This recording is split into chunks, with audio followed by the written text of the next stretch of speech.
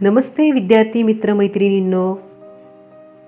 या अगोदर आपण विभक्ती तत्पुरुष समासाची माहिती पाहिली. आज आपण कर्मधारेय समासाची माहिती पाहणार आहोत.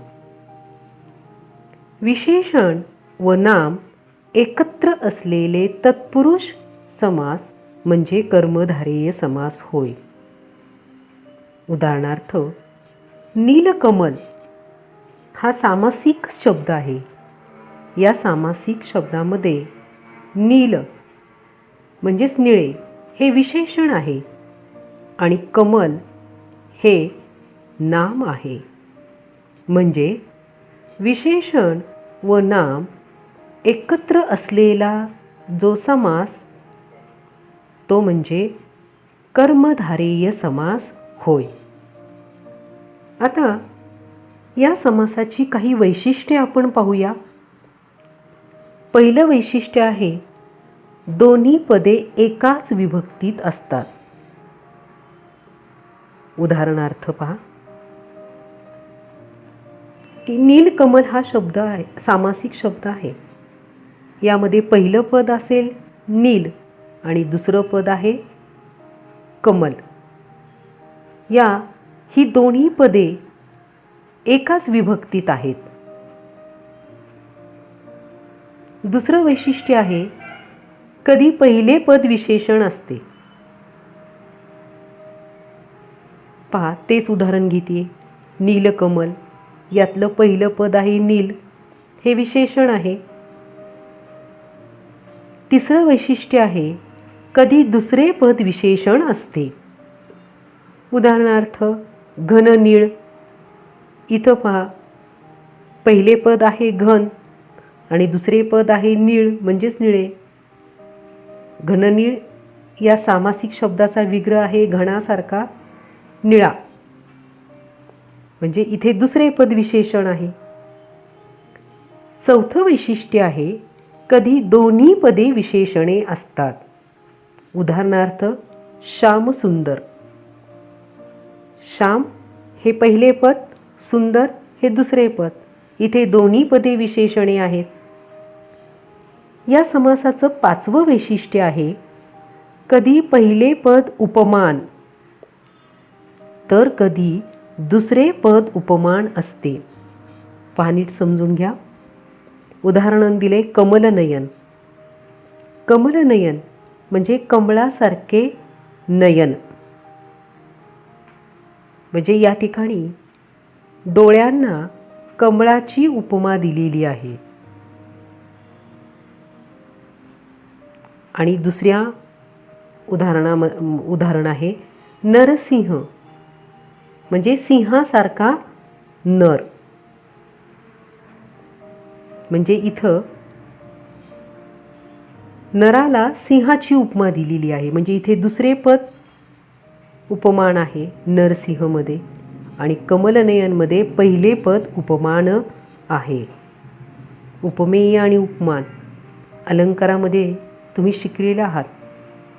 उपमेय म्हणजे ज्याचे वर्णन करायचे तो शब्द किंवा ज्याची तुलना करायची आहे तो शब्द, आणि उपमान म्हणजे ज्याच्याशी तुलना करायची आहे किंवा जे वर्णन करायचे आहे ते उपमान. आणि म्हणून पहिला सामासिक शब्द आहे, पाचवं वैशिष्ट्य पाहतोय आपण कमलनयन. मग या ठिकाणी नयन म्हणजे डोळे. डोळ्यांना कमळाची उपमा दिलेली आहे. म्हणजे इथं उपमान आहे कमल आणि नरसिंहमध्ये उपमान आहे सिंह. सहावं वैशिष्ट्य आहे, कधी दोन्ही पदे एकरूप असतात. उदाहरणार्थ विद्याधन. एकरूपे आहेत ही दोन्ही पदे. अशी ही कर्मधारेय समासाची वैशिष्ट्ये आहेत. यावरून कर्मधारेय समास म्हणजे ज्या समासातील दोन्ही पदे एकाच विभक्तीत म्हणजे प्रथमा विभक्तीत असतात त्याला कर्मधारेय समास म्हणतात. आणखी थोडं वेगळ्या पद्धतीने इथं सांगितले पहा. उदाहरणार्थ, महाराष्ट्र राज्य समृद्ध आहे.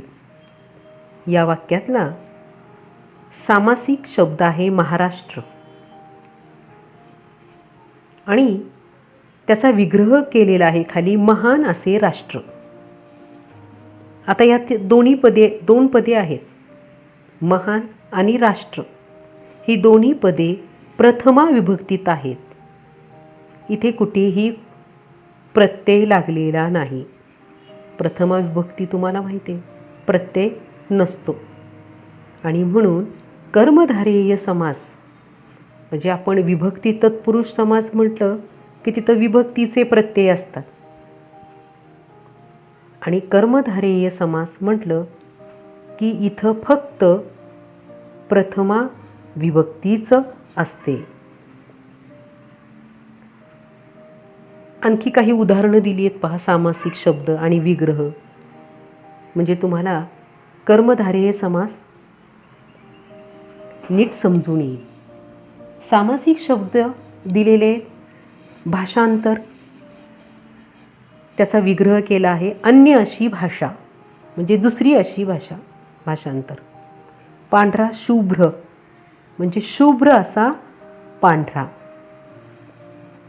पुढचा सामासिक शब्द आहे रक्तचंदन, त्याचा विग्रह दिलेला आहे रक्तासारखे चंदन.